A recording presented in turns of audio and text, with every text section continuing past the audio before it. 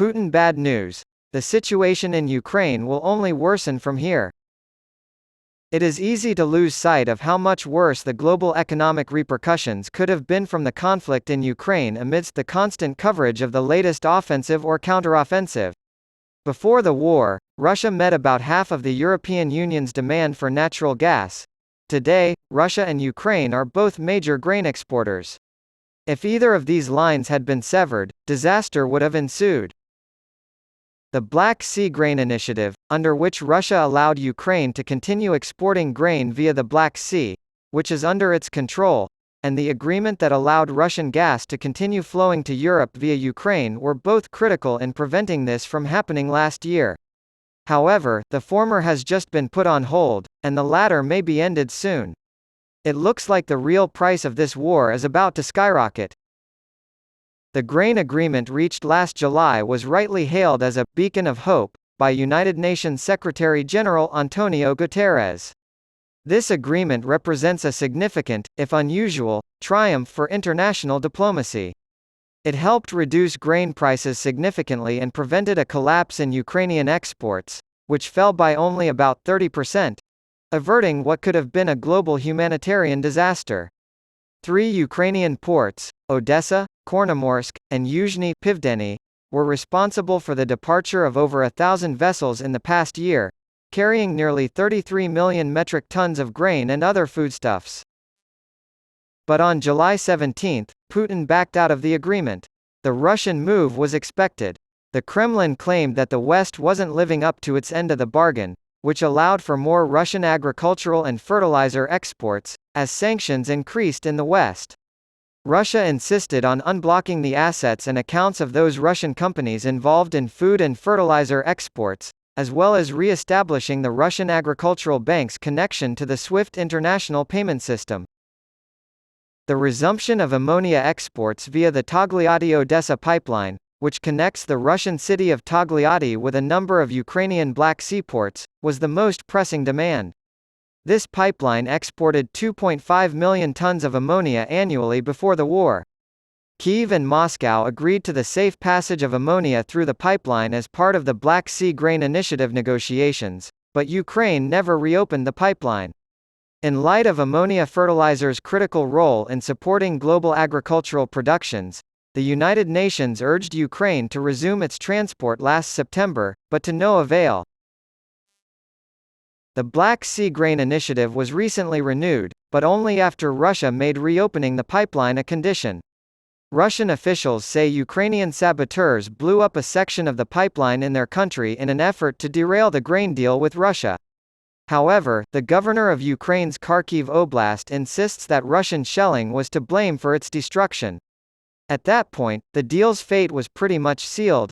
A month later, when Putin spokesman Dmitry Peskov announced that the Black Sea agreements are no longer in effect, nobody was really shocked. Despite Moscow's denials, the decision was made just hours after Ukraine's attack on the bridge connecting Russia proper to Crimea. Russia's withdrawal from the agreement has been roundly criticized by Western nations. The United States, according to Secretary of State Antony Blinken, is deeply concerned by Russia's continued weaponization of food, while the European Union, according to EU Foreign Policy Chief Josep Borrell, is using hunger as a weapon under Putin. Italian Prime Minister Giorgia Meloni said Russia's decision is further proof on who is a friend and who is the enemy of the poorest countries, while Poland's Foreign Minister Zbigniew Rau called it nothing less than an act of economic aggression against the states of the Global South, which are most dependent on the Ukrainian grain. However, behind such vehement rhetoric lies a more complex reality. Oxfam claims that less than 3% of the grain from the deal went to the world's poorest countries like Ethiopia, Sudan, Somalia, Afghanistan, and Yemen, citing data from the UN's Joint Coordination Center. However, roughly 80% of the grain has been exported to wealthier regions, primarily European Union, EU, countries and China. Putin told South African President Cyril Ramaphosa that the main goal, to supply grain to countries in need, including those on the African continent, has not been implemented, in reference to the deal. Putin has claimed that Russia is facing difficulties exporting goods, but the country has actually seen record wheat exports over the past year. This decision appears to have more to do with the worsening of relations between Russia and the West than with economic considerations. The motives behind Putin's decision to provide free grain to 6 African countries with close ties to Moscow are likely also strategic rather than altruistic.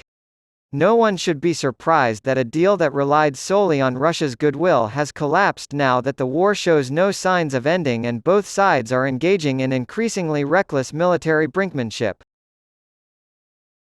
The Western world will have to pay the price as well. More Ukrainian grain will be shipped via land across Europe via so-called solidarity routes, established by the EU now that the Black Sea Grain Initiative has been put on hold. However, before the initiative failed, there were already signs of trouble. Low-priced Ukrainian grain, much of which was exported by tax haven shell firms, flooded local markets, undercutting local produce and angering farmers. In response, in April, the governments of Poland, Bulgaria, Hungary, Romania, and Slovakia imposed unilateral bans on Ukrainian grain until an EU deal was agreed upon, relieving pressure on local markets and paving the way for the transit of Ukrainian goods to traditional markets in non-EU countries. However, the pressures are likely to increase now that the Black Sea Grain Initiative has been halted. The deal's future is currently unknown. Putin said Russia would comply, as soon as the Russian part of the deal is completed, suggesting that the deal could be revived. Russia's repeated attacks on Odessa area grain export infrastructure, however, cast doubt on the prospects of resuming the deal anytime soon. Even with Russian gas exports, it looks like a similar story of obstruction is unfolding. Russia's gas supplies to Europe have continued to flow through Ukraine despite the conflict, mitigating the impact of the EU's plan to uncouple from Russia's energy supply and providing Ukraine with much-needed revenue from transit fees. While Ukraine's supply contract with Gazprom expires in 2024, Ukraine's energy minister German Galushenko recently told the Financial Times that Kyiv is unlikely to renew the gas transit deal. For many energy-dependent EU countries, this would be the same as cutting off one of the last lifelines bringing Russian gas to Europe.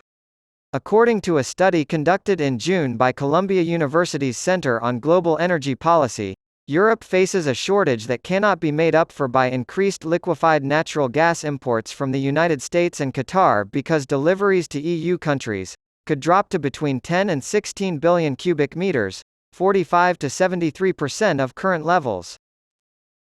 Furthermore, due to the scarcity of global gas markets, the loss of even a small percentage of supply has the potential to increase prices across the continent. For example, Germany's economy minister has suggested that if the gas agreement isn't extended by the end of the year, the country will be forced to significantly scale back its industrial activities. The consequences could be catastrophic for a nation, and, by extension, an entire continent, that is already struggling with the effects of deindustrialization. This is especially concerning in light of the fact that this winter Europe will have a natural gas deficit of at least 60 billion cubic meters unless temperatures remain above average. That is to say, another gas crisis is possible, and it could be even more severe than last year's. The few safeguards that were put in place are dissolving as the Ukraine war drags on. The consequences of this conflict have not been mitigated by diplomatic efforts, but rather have evolved.